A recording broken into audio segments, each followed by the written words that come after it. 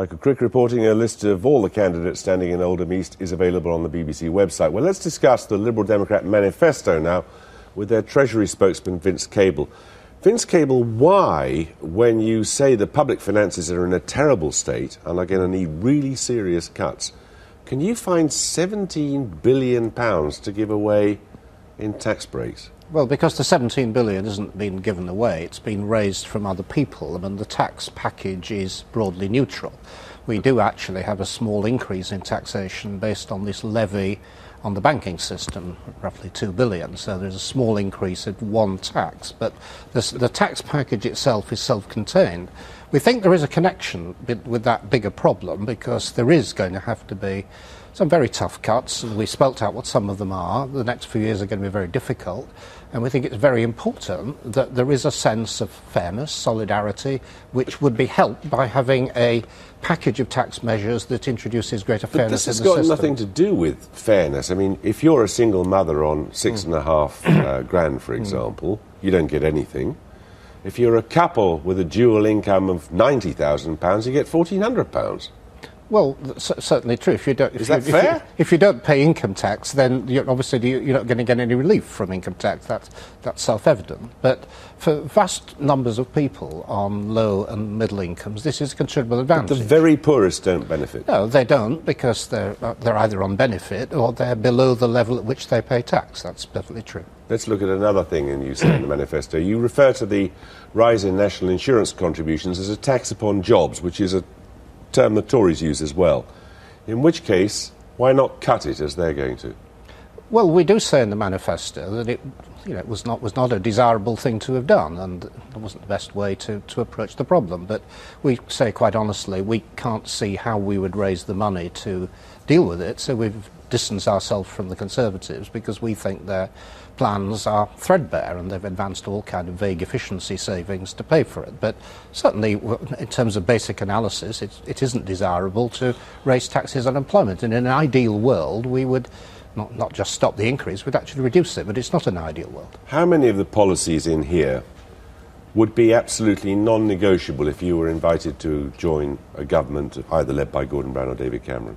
Well, I think if we're talking about negotiability, we're talking about the basic principle to the manifesto rather than specific items. Well, there are very many specific items. There are policies on getting late-night buses to drop you off somewhere other than the bus stop. Well, clearly that's not a major issue in the kind of context you're describing. Nor I take it is the discount you get when there's a bus replacement rail service. That's not big.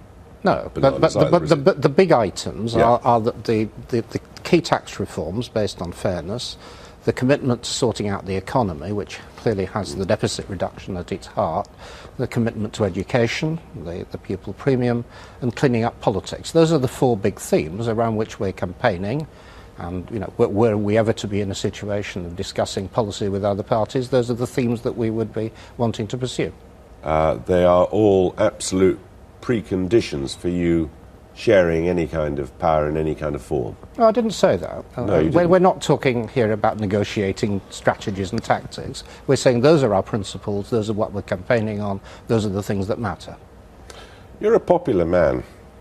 All the opinion polls say Vince Cable, that looks like a chap who knows what he's talking about when he talks about the economy. Would you serve in a government under Gordon Brown? I think it's very highly unlikely that situation would ever arise, and it's not something I would consider remotely plausible. What I would say is that I would sit in a government, a Liberal Democrat administration. I'm very happy to be part of that team. I'm not the slightest bit interested in working for other people.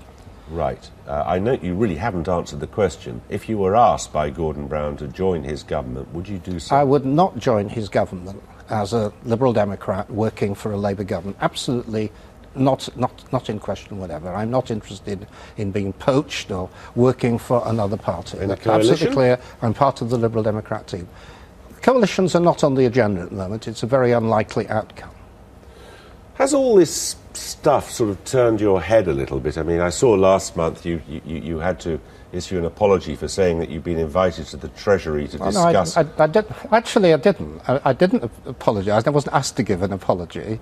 The story was actually wrong. I mean, we'd had a routine meeting with the Permanent Secretary to the Treasury, because all the key civil servants are meeting their spokesman from our party and others. And the press made more out of that meeting than I think they perhaps should have done. We did actually put it in context. I subsequently met the Permanent Secretary of the Treasury. We had a laugh about it. He certainly didn't seek an apology from me, and I didn't offer one.